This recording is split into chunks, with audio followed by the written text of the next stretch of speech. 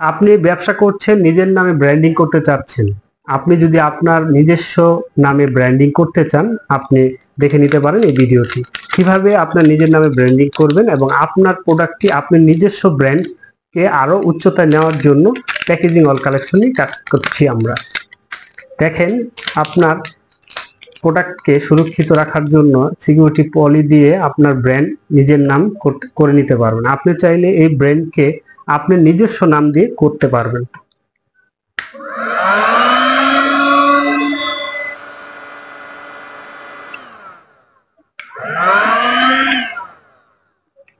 খুব সহজেই দেখতে পাচ্ছেন এখানে সিকিউরিটি পলি ইনটেক হয়ে গেছে।